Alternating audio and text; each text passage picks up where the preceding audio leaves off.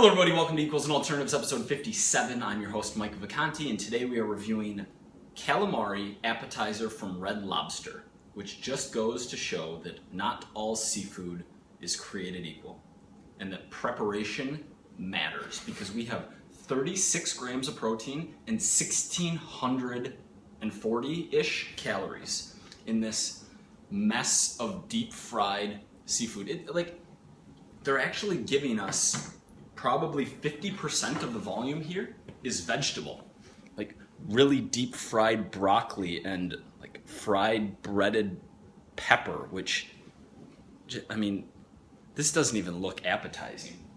I know fried calamari is like I don't like seafood, but I'm gonna try seafood because I'm gonna be adventurous, because it really doesn't taste like seafood. It just tastes kind of like chicken fingers that are a little bit rubbery, but this is a horrendous option that I think under no circumstances makes sense for you to order, unless it's your favorite food of all time, in which case, what do I know? Go eat what you like and live your life and have it on a cheat day, or have a few bites and make it fit your macros, do whatever.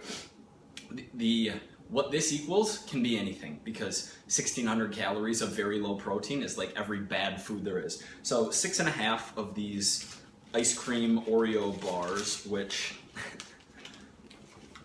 it's Oreo ice cream with a chocolate cover, basically just Oreo ice cream with chocolate. 6.5 of those, like 3 Crunchwrap Supremes. This was fun to brainstorm because it's everything.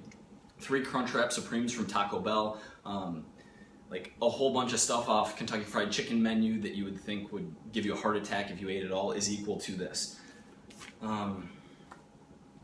There really isn't a ton to talk about here. Preparation method matters. If you were to fry just the calamari, the macros are going to be substantially better. It's going to be substantially lower calories here.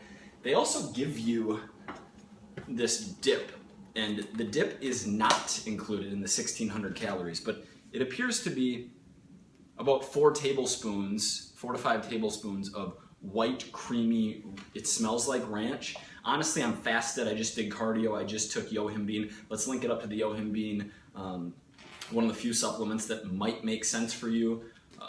Video, if you jump to like the 2-minute-ish range, we talk about it there. But like, I'm feeling really good.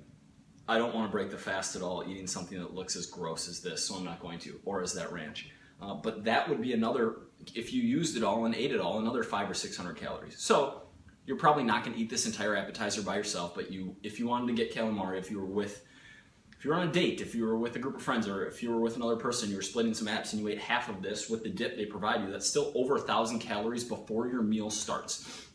And for most people, an average amount of lean body mass, women particularly, 1,000 calories is going to make up a huge percentage of your daily calorie intake, assuming you are in a deficit, or even if you're around maintenance. If you're eating 1,800 or 2,000 calories a day, 1,700, 2,200, 2,400, whatever, 1,000 is a lot to anyone.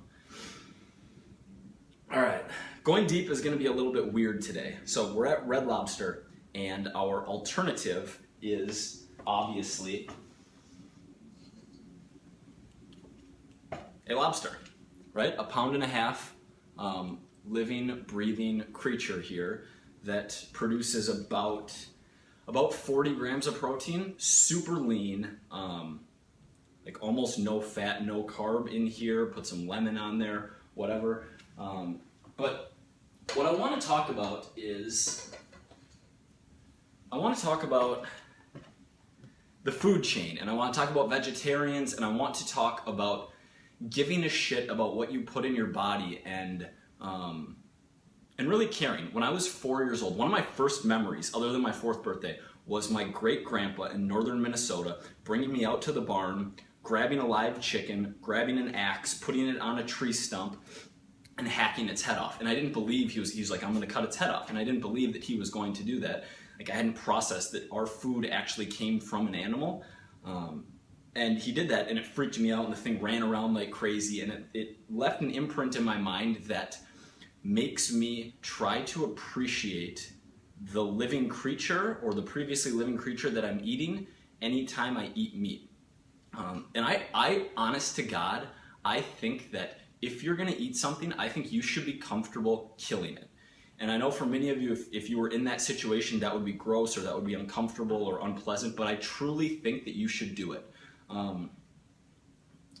Yeah, it's just like, it's hidden, it's part of the process. Like, we see food in grocery stores, we see chicken breast in bags, it doesn't look like an animal, and we disassociate the fact that this thing was a life, like had a life, and this thing had pain tolerance, and this thing like probably couldn't, like depending on what kind of animal, but enjoyed pleasures or hardships or like things, similar things that we do as mammals. And not to get too woo-woo on you, but I really think it's important that you acknowledge what you're eating and be grateful that you have the opportunity and the resources to be enjoying that protein. That's it for today. Question of the day. Have you ever killed a live animal? Remember, your body is still counting macros even if you're not.